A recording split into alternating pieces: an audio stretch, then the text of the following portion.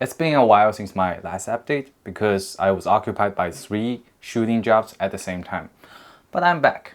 Under my ZV-1 video, some of you laughed about the big, black and heavy object. Well, here is the big, black and heavy object. In this video, I'm gonna introduce you my Sigma FP, which is probably my favorite hybrid camera ever. If you want to know why this Sigma FP looks so sick and how to build one yourself, sit tight, let's start. First thing first, why the Sigma FP?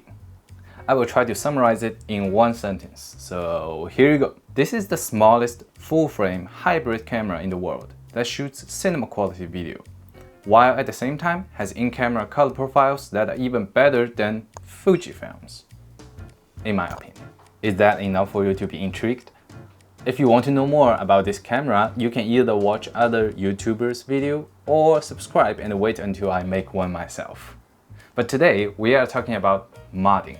You see, to me, the greatest thing about the Sigma FP is not the raw shooting capability or the small size, but how customizable it is. I can confidently say this: the Sigma FP is the most fun hybrid camera to build. Although this camera came out in 2020, people are still designing and producing new accessories for it, despite the fact that Sigma already have a good selection of OEM accessories. In fact, what you're seeing here is only one of couple Sigma FP setups I have. This is my street photography setup. This is my happy client video rig. And I'm not gonna stop here. I have plans to build more Sigma FPs for different shooting scenarios. I just don't have as many FPs as I want. Today, I'm gonna focus on the setup I use the most, the old-fashioned rig. Why old-fashioned? Well, look at this picture of Stanley Kubrick. The first time I saw this photo, I knew I wanted to use a camera in the same way he did, which is through a viewfinder, especially a tiltable viewfinder. Last year, after a relatively big client job, I had enough money to pursue that ideal camera for myself. Especially after using the FX3 for 2 years, I desperately wanted a personal camera that's not so attached to work, with both good video and photo capabilities and with a tiltable viewfinder. Unfortunately, there aren't many hybrid cameras on the market that has tiltable viewfinders. The feasible options, as I can remember, are the Blackmagic Pocket Cinema 4K, 60K, BMPCC series, the Sigma FP with the viewfinder attachment, the Panasonic GX9, the Fujifilm GFX 100 with the attachment, and the Leica M cameras with the viewfinder accessories. The Leica doesn't count either because it's not a hybrid camera, it's mainly a photo camera. The Sigma FP got me instantly. The size, the weight, the body design, and the accessories for it, everything about this camera just felt right to me. It's just so much more interesting than the other options. So I welcome this camera to my family. The next thing to do, which is my favorite thing to do, is modding. Modding is essentially solving problems. I intended this camera to be my personal fun and travel camera for both photography and videography. And to become that, this camera has some serious problems to be solved. And here is the checklist. First, a grip. Ergonomic is very important to me, and this camera has none. Second, a cage for protection and for rigging. 3.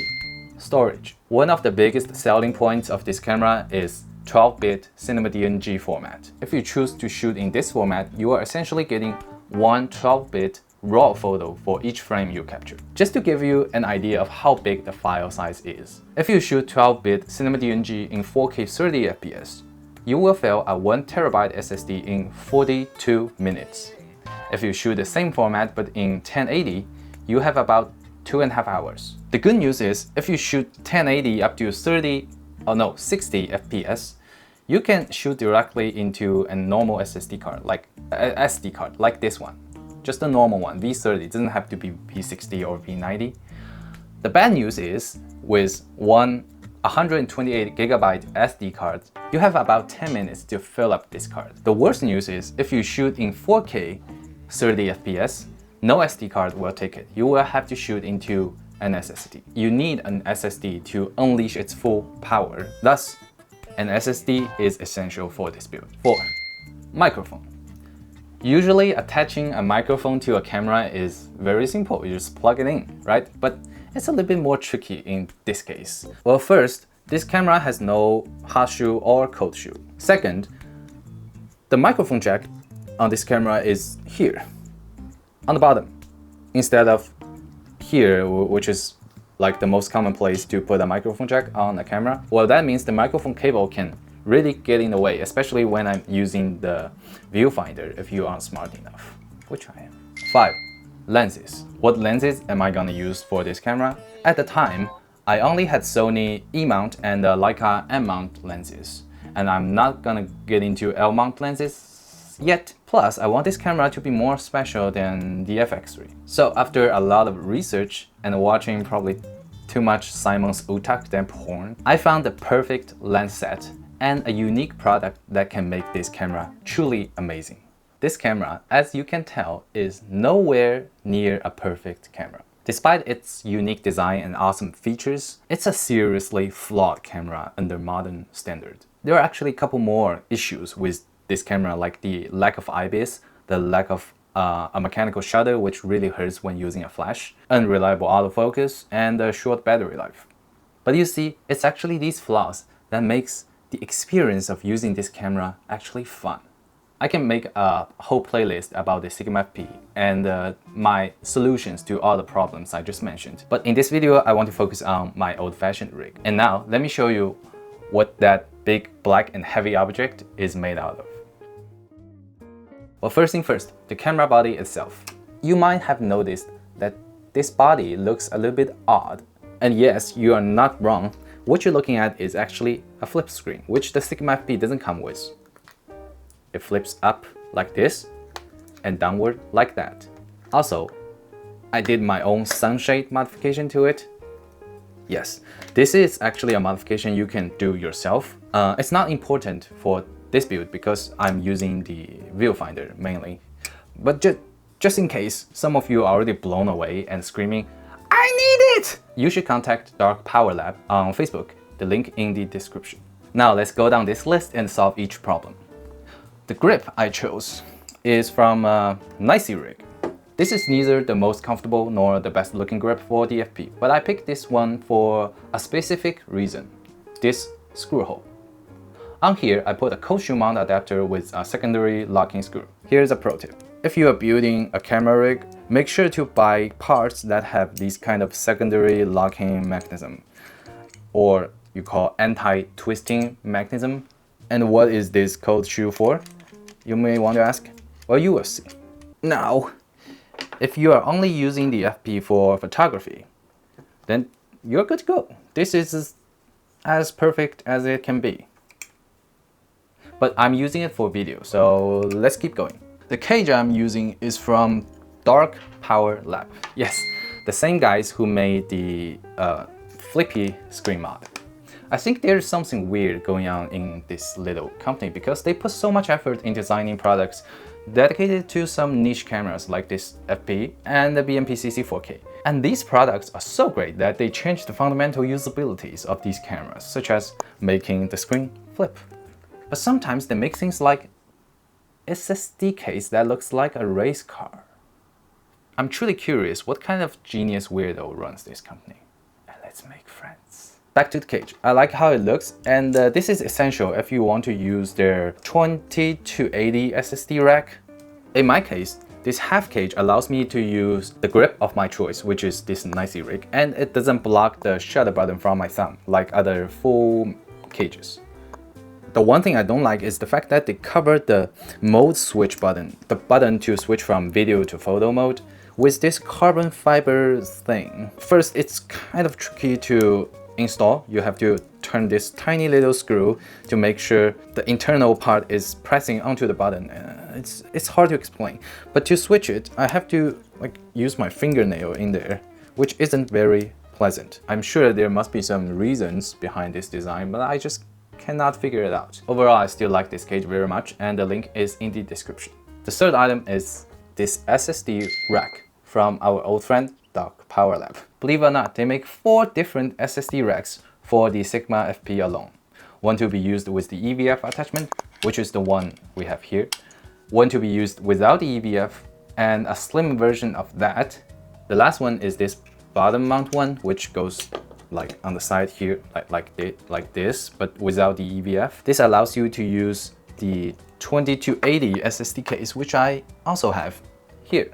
Yes, you have to use their own SSD cases for their SSD racks, and they are actually very high quality ones. I've been using this 2280 SSD rack with a little fan on it as my main editing hard drive. Yes, I edit directly on this SSD. This is actually identical to the Delta SSD case, which sells for double the price.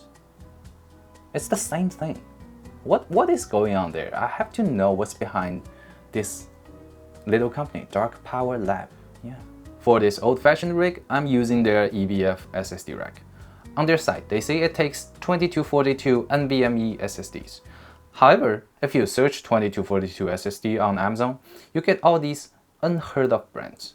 I've seen a couple YouTubers using the Sabre ones and having problems. Instead, what I have in here is a 2230 SSD by Western Digital and a 2230 to 2242 adapter.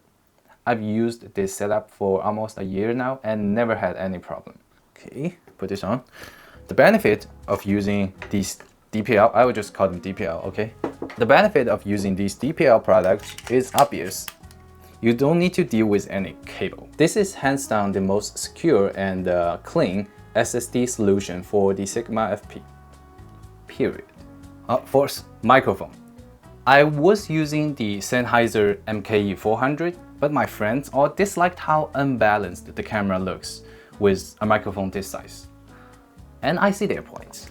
However, the preamp of the Sigma FP is not that great, which means if I want to get decent, usable audio, I have to use a microphone that's internal powered. What I ended up finding is this little thing, the Zenico OCD1, which is the perfect microphone for me because I have OCD. Well, actually no, because this microphone is powered by internal battery, Type-C charging of course.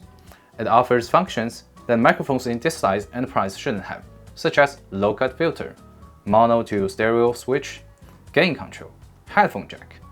The most interesting thing is, this microphone is a dual shotgun mic, and you can adjust the direction of each mic. You might be thinking, okay, but there's no way this microphone is well made for this price with this much feature. You're wrong. Let me tell you, this thing is actually very well made. And guess who's behind Zenico? Who owns Zenico? Godox. So yes, I'm very happy with how this shotgun microphone performs for casual and travel use, and the square shape matches the overall aesthetic of my Sigma FP. To mount the microphone, I'm using this cold shoe mount adapter by Delta. It's both locking and anti-twisting. It has area locating pins on the bottom, which is what you want. This thing is, although very tiny, it's super high quality and it looks very good for a little part like this. But here is where my OCD kicks in. You see, I can just plug in the microphone directly into the camera like this, like what probably everybody else is doing. But since the microphone jack on this camera is here on the bottom, not somewhere here on the top, it looks like this. No, no, no! This is against humanity. I have a huge problem with this. If I don't do anything about it, my ancestor is gonna find me in my dreams and scream at me. My college professor Denise will blacklist me on LinkedIn. They will even try to take back my bachelor's degree of industrial design. What do I do? What do I do? I can probably relocate the microphone jack from here to here. Look, it's closer to the microphone, right? Yes. With what? What about this? This. Look, a 3.5mm male to female short cable. I can zip tie it. Do you hear? Yes, yes, yes. Oh, what? That's a TRS to TRRS cable. No. Think, hon. Think. Yes. Okay. Think. Okay, think. Yes. What is it? A TRS. The TRS angled adapter. Oh, precious. Zip tie everything. We all love zip ties. Precious. So the microphone situation is sorted out. Much cleaner. I have to say, this part of the mod is probably just for me and me only. You shouldn't have to bother with this unless you are just as OCD as I am. Well, in that case, this short cable is from Canvate, and this right angle TRS to TRS adapter is from EduTech. It's a Korean company, but I can't find either of these on Amazon, so you have to source them yourself. Just to make sure, when you're buying audio connecting parts like this, just buy them from a reputable brand or don't cheap out on them. In my case, the audio quality compared to plugging the microphone directly to the camera is the same. The last thing, lenses. Even before I bought this camera, I knew that I want to use prime manual lenses. There are two reasons. First, the autofocus of the Sigma FP is horrendous. It's not usable for video. Second, I want the image out of this camera to be different from what I get from my FX3, which is, sharp, modern, it's just clinical, it's industrial. On this camera, I don't care about sharpness, I don't care about chromatic aberration, vignette, all those bullshit. I want the characters that modern lenses don't offer. In fact, I want lenses that are soft. I want chromatic aberration. I want vignette. I want all of those lens flaws. Those are characters, and I want characters. And I want my scalps! So I started looking into all the lens mounts, vintage lens mounts, like Canon FD Minolta, Mamiya, and the Russian lenses like Jupiter, Mir, Helios, of course, until I came across this piece of gear that settled down my lens mount choice. This is a Canon EF to L mount adapter by PhotoDiox. Okay, it's a adapter. What's special about it? Well, take a look inside. Can you see this? This is not just an adapter. It's actually an ND throttle. Built inside is a 228 ND filter. Yes, VND filters that every YouTuber tells you you must have. Why do you need these? You probably don't.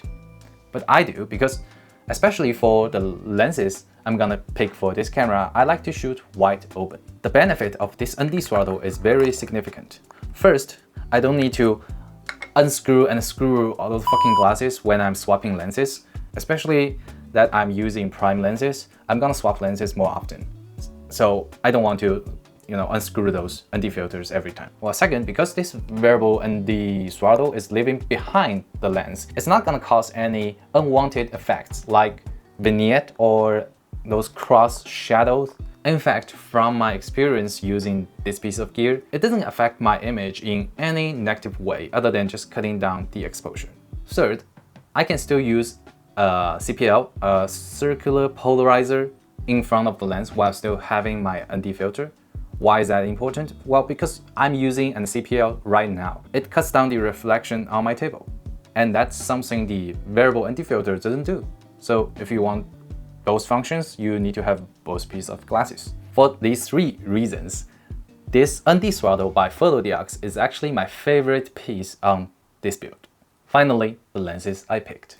I found this guy online who has a workshop dedicated to fixing and collecting vintage Pentax lenses and cameras. I drove 4 hours to his workshop in the countryside and handpicked these 4 lenses. They are a 24mm 3.5 as my wide angle, a 35mm f2.0 as my do everything lens, a 50mm f1.4 as my beauty lens, a 135mm f3.5 as my telephoto lens.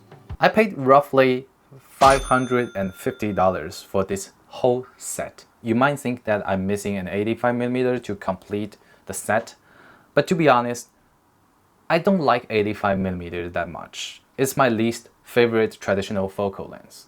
And the 85 Takuma SMC lens. That lens costs 3 times the price of this beautiful 50 1.4. So I didn't feel like the 85 was worth it.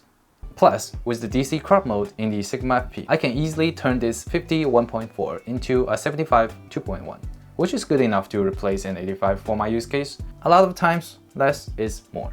By the way, if you don't recognize these two lenses, they are the radioactive lenses I mentioned in my last video. Yeah, radioactive. Always good for you. These Takumas came in a variety of mounts. I choose to get the M42 mount because they can be easily converted into other modern mounts using a simple, cheap adapter ring. In this case, I converted them into Canon EF. There is so much more to say about these lenses that it requires a separate video. At the end of the day, I'm super happy with my choice. These lenses are built 10 times better than the modern lenses you get from major brands. They are much smaller, much lighter despite being full metal, and renders beautifully imperfect image, which is exactly what I'm looking for.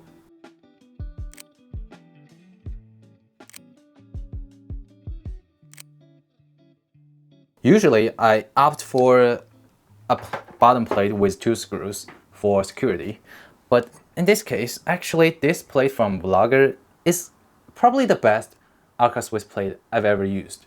It's very slim, it's much slimmer than your normal plate like Peak Design and other brands, but the most important thing is, it doesn't slip. Like, the material they use on this plate is super grippy, so it doesn't twist in any way possible.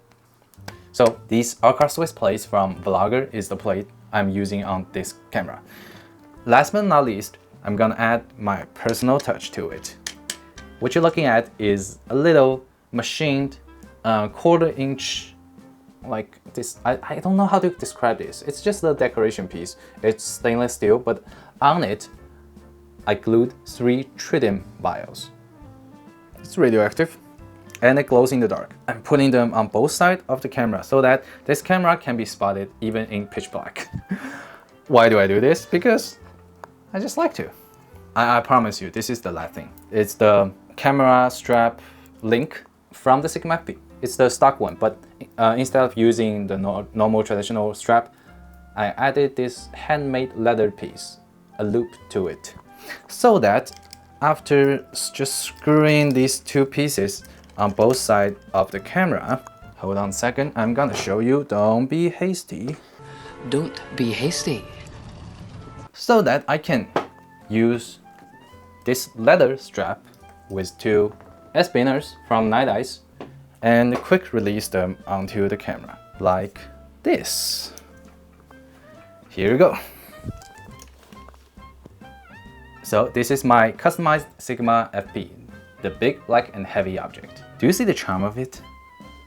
I certainly do. I've also been using this setup for my clients such as Photographiska and the 3-Body Universe. Yes, I shoot events with these manual vintage lenses and get great results. My clients were very happy about those photos and videos. In fact, I love this rig so much that I'm gonna name it. In Tolkien's book, The Silmarillion and the Children of Húrin, the professor introduced a creature that devastated the entire Middle-earth: dragon. In the year 260 of the First Age, the father of all dragons emerged from the dark fortress of Angband. Unlike his successors, the first dragon of Middle-earth was wingless. To make up for being unable to fly, the Great Worm wielded the power of magic words and gaze that no other dragon was capable of. And that is what the Sigma FP is. It was created with big flaws. It doesn't have some of the basic functions modern cameras have. In the meantime, it wields the power of cinema DNG and the magical image characteristics of these vintage Takuma lenses. It is raw and unforgiving, but it spells seductive images that I cannot resist. Hence, I named this camera the greatest and baddest dragon of the Middle-earth, Glowron.